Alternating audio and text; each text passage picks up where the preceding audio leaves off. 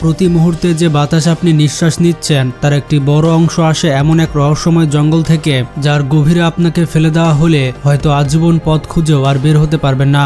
এরই মধ্যে আপনাকে লড়াই করে বেঁচে থাকতে হবে লক্ষ লক্ষ হিংস্র প্রাণী, বিষাক্ত গাছপালা আর অগণিত পোকামাকড়ের সঙ্গে, এক মুহূর্তেই যেগুলো আপনার প্রাণ কেড়ে নিতে পারে। বিজ্ঞানীদের মতে এই জঙ্গলের জীববৈচিত্র্যের মাত্র 10% আমরা আবিষ্কার করতে পেরেছি, বাকি 90% এখনো আমাদের অজানা। বলছিলাম পৃথিবীর ফুসফুস খ্যাত বিশ্বের সবচেয়ে বড় আর রহস্যময় বন অ্যামাজন রেইনফরেস্টের কথা। এর আয়তন কত জানেন? প্রায় 55 লক্ষ বর্গ কিলোমিটার। এতটাই বিশাল যে আমাদের বাংলাদেশের মতো 37টি দেশ এবং দুবাইয়ের মতো 157টি দেশ অনায়াসে এর ভেতরে জায়গা করে নিতে পারবে। যেন পৃথিবীর বুকে আলাদা একটা সবুজের জগৎ। অ্যামাজনের নীরবতা ভয়ঙ্কর, মনে হয় যেন প্রতিটি পাতা মৃত্যুর গল্প ফিসফিস করে বলে যাচ্ছে। এখানে বাস করে পৃথিবীর সবচেয়ে রহস্যময় আর ভয়ঙ্কর প্রাণীরা। হাজারো অজানা প্রাণীও রয়েছে যাদের চোখে দেখার আগে হয়তো আপনি চিরতরে বিলীন হয়ে যেতে পারেন। আর হারিয়ে যাওয়ার এই গল্প শুধু কল্পকাহিনী নয়, শতাব্দীর পর শতাব্দী ধরে অভিযাত্রীদের কানে ভেসে এসেছে এক কিংবদন্তির কথা, এল ডোরাডো বা স্বর্ণের শহর, যেখানে রাস্তাঘাট বাঁধানো সোনায় আর সম্পদ কল্পনার বাইরে। লোকমুখে বলা হয় এই শহরে একবার প্রবেশ করলে আর কখনো ফিরে আসা যায় না। আজ আমরা জানবো সেই স্বর্ণের শহর এল ডোরাডোর রহস্যময় কাহিনী। কিন্তু তার আগে অ্যামাজনের ভয়ঙ্কর সুন্দর বাসিন্দাদের সম্পর্কে একটু ধারণা নেওয়া যাক। কখনো দেখেছেন 30 ফুট লম্বা একটি সাপ যা পুরো একটি হরিণ বা জাগুয়ারকে পুরোপুরি গিলে ফেলে? এর নাম হচ্ছে অ্যানাকন্ডা। অ্যামাজনের নিঃশব্দ শিকারী, এক প্যাচে এসে ভেঙে দেয় বড় প্রাণীর কঙ্কাল, গিলে ফেলে তাদের শ্বাস প্রশ্বাস।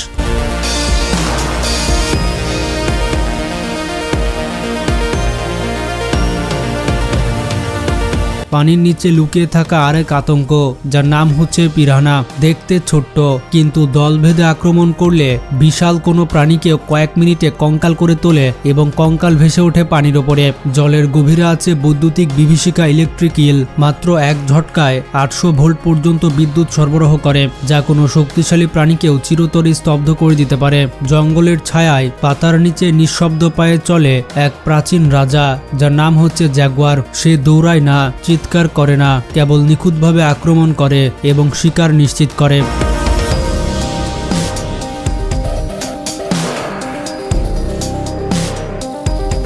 কিন্তু অ্যামাজনের আসল আতঙ্ক লুকিয়ে আছে ছোট ছোট বিষাক্ত জীবদের মধ্যেও। গাছের ডালে বা পাতার ভাঁজে লুকিয়ে থাকা এক ফোঁটা রঙিন ব্যাঙ, যাকে ডাকা হয় পয়জন ডার্ট ফগ, এর ছোঁয়ায় কয়েক সেকেন্ডের মধ্যে হৃৎপিণ্ড থেমে যেতে পারে। আর আছে এক ধরনের পোকা, লোককথায় যাকে বলা হয় বুলেট অ্যান্ট। এর কামড় মানুষের শরীরে এমন যন্ত্রণা সৃষ্টি করে যেন এক জ্বলন্ত গুলি ঢুকেছে। এর কামড় খাওয়ার পর কেউ বাঁচে না, বেঁচে ফিরলেও সেই যন্ত্রণার স্মৃতি সারা জীবন থেকে যায়। অ্যামাজন কেবল প্রাকৃতিক সৌন্দর্যের নাম নয়, এটি এক ধরনের জীবন্ত মৃত্যু পথ। এখানে প্রতিটি মুহূর্তে বেঁচে থাকা নিজে এক অলৌকিক ঘটনা। আপনারা হয়তো অ্যামাজন সম্পর্কে অনেক কিছুই জানেন, তবু আজকে যা জানবেন তা আপনার কল্পনাকেও স্তব্ধ করে দিবে। আজকের শহুরে জীবন, ইন্টারনেট, বিদ্যুৎ, মোবাইল ছাড়া আমরা এক মুহূর্ত ভাবতে পারি না। কিন্তু এই পৃথিবীর বুকে এমন এক মানুষ আছে যারা এসবের কোনোটাই জানে না, জানতেও চায় না। তারা আমাদের মতোই দেখতে, কিন্তু আমাদের মতো নয়। ভাষা বোঝে না, পোশাকও ভিন্ন। কেউ যদি ক্যামেরা নিয়ে তাদের কাছে চলে যায়, তারা গহীন জঙ্গলে ছায়ার মতো মিলিয়ে যায়। কেউ বলে তারা মানুষ নয়, সময়ের ভেতর আটকে পড়া অতীতের কোনো জীবন্ত প্রতিচ্ছবি। যদি তুমি ভুল করে তাদের এলাকায় ঢুকে পড়ো, সেটাই হতে পারে তোমার জীবনের শেষ যাত্রা। তারা চলে তীর ও ধনুক হাতে, সেই অদৃশ্য জঙ্গলের হুঁশিয়ারি নিয়ে। গাছের বাকল আর পশুর চামড়া দিয়ে পোশাক বানিয়ে তারা পড়ে থাকে। বনের প্রতিটি গাছকে তারা খুব কাছ থেকে চেনে। তারা এই জঙ্গলের জীবন্ত মানচিত্র। তাদের মস্তিষ্কে আঁকা আছে এমন সব পথ যা আজ পর্যন্ত কোনো স্যাটেলাইট আবিষ্কার করতে পারেনি। এই মানুষগুলোর নেই কোনো পাসপোর্ট, নেই কোনো জাতীয়তা, তবু তারা পৃথিবীর সবচেয়ে প্রাচীন কাহিনীর জীবন্ত সাক্ষী। বিজ্ঞানীরা বলেন এরা যেন এক জীবন্ত টাইম ক্যাপসুল, একদম এমন যেন প্রাচীন সভ্যতা আজও বেঁচে আছে এক নির্জন লুকানো জগতে। আমরা এখন গুগল ম্যাপে মানুষ খুঁজি, কিন্তু এদের খুঁজে পেতে হলে দরকার হবে ভেতরের চোখ।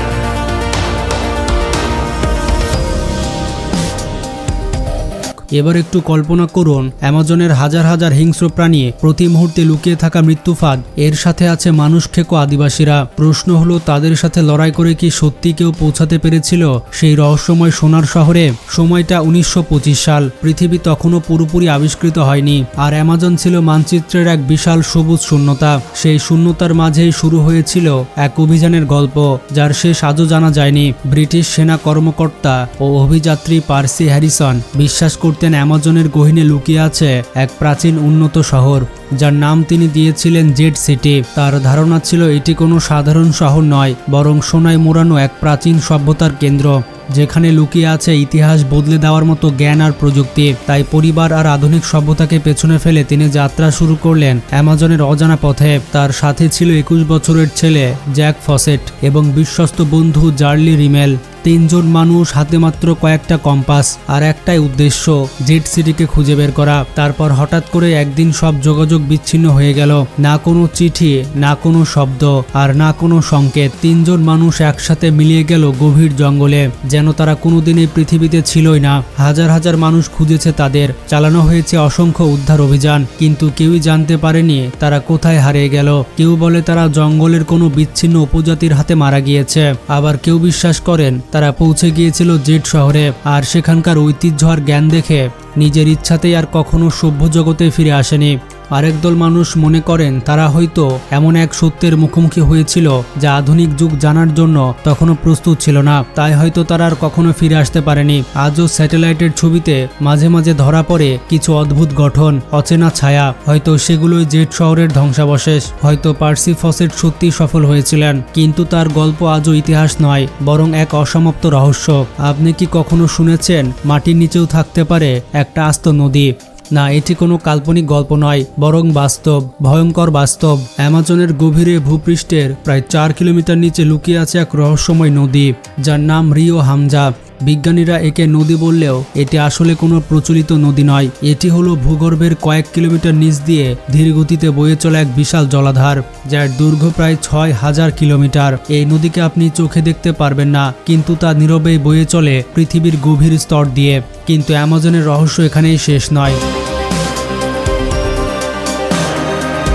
জঙ্গলের নিস্তব্ধ অন্ধকারে রয়েছে এমন কিছু প্রাণী যাদের দেখে আধুনিক বিজ্ঞানও স্তব্ধ। স্থানীয় উপজাতিরা বলে তারা গভীর রাতে কখনো কখনো দেখে এক ধরনের মানবাকৃতি প্রাণী, যার শরীর মানুষের মতোই, কিন্তু মাথায় আছে মাত্র একটি চোখ, একটি বিশাল গোল চোখ, যা অন্ধকারের মাঝেও অদ্ভুতভাবে জ্বলজ্বল করে। তারা নীরবে চলে, কোনো শব্দ করে না, কিন্তু তাদের উপস্থিতি টের পাওয়া যায়। হঠাৎ চারপাশের পাখির ডাক থেমে যায়, বাতাস হয়ে ওঠে হিমশীতল। তাদের গায়ের রং সবুজ ধূসর, চামড়া যেন পাথর দিয়ে তৈরি। এরা দল বেঁধে নয়, একাকী ঘুরে বেড়ায়, কিন্তু একবার চোখে পড়লে স্বপ্ন আর বাস্তবের পার্থক্য ভুলে যাওয়া ছাড়া উপায় থাকে না। এরা কি পৃথিবীর কোনো অজানা প্রজাতি, নাকি জঙ্গলের অতন্দ্র প্রহরী যারা যুগ যুগ ধরে প্রকৃতিকে রক্ষা করছে? এটা কি শুধুই গল্প, নাকি সত্যি অ্যামাজনের অন্ধকারে লুকিয়ে আছে এমন কিছু যা আমাদের জ্ঞান সীমার বাইরে এক রহস্য? অ্যামাজন আমাদের প্রতিটি শ্বাসে অক্সিজেন দিয়ে জীবন দিচ্ছে। সে নীরবে নিঃশব্দে এক মহা দায়িত্ব পালন করছে। সে কোনো কৃতজ্ঞ চায় না, কোনো দাবি করে না, অথচ আমরা মানুষ তাকে কি দিচ্ছি? প্রতি মিনিটে 3টি ফুটবল মাঠের সমান বনভূমি হারিয়ে যাচ্ছে আমাদের চোখের সামনে। প্রতি ঘন্টায় একটি প্রজাতি বিলুপ্ত হচ্ছে, গাছগুলোকে কেটে ফেলা হচ্ছে, প্রাণীগুলোকে হত্যা করা হচ্ছে, আর প্রকৃতির ভারসাম্য ধ্বংস করছে মানুষ নিজেই। এই জঙ্গল শুধু আমাদের অক্সিজেনই দেয় না, মেঘ তৈরি করে, বৃষ্টি আনে, এমনকি পৃথিবীর তাপমাত্রাও নিয়ন্ত্রণ করে, অথচ আমরা তাকে ধ্বংস করছি, কখনো একটু কাঠের জন্য, কখনো সয়াবিন ফার্মের লোভে। বিজ্ঞানীরা সতর্ক করেছেন, যদি একদিন অ্যামাজন পুরোপুরি ধ্বংস হয়ে যায়, তবে পৃথিবীর আবহাওয়া এমনভাবে বদলে যাবে যেখানে মানুষের বেঁচে থাকাটাই প্রায় অসম্ভব হয়ে যাবে। মনে রাখবেন, অ্যামাজন জঙ্গল হারালে শুধুমাত্র একটি জঙ্গলই হারাবো না, হারিয়ে যাবে আমাদের ভবিষ্যৎ, আমাদের সন্তানদের শ্বাস, আমাদের পৃথিবীর সৌন্দর্য, সবকিছু ধ্বংস হয়ে যাবে। সময় এখনো শেষ হয়নি, কিন্তু ঘড়ির কাঁটা থেমে নেই। আমরা যদি এখনই না জাগি, তাহলে একদিন অ্যামাজন থাকবে কেবল ইতিহাসের পাতায়, আর আমরা হব সেই প্রজন্ম যারা পৃথিবীর সবচেয়ে মূল্যবান সম্পদ নিজেদের হাতে ধ্বংস করেছে। ভিডিওটি সম্পর্কে কোনো মতামত থাকলে কমেন্টে জানান। ভালো লাগলে বেশি বেশি শেয়ার করতে পারেন। আজকে পর্যন্ত, আল্লাহ হাফেজ।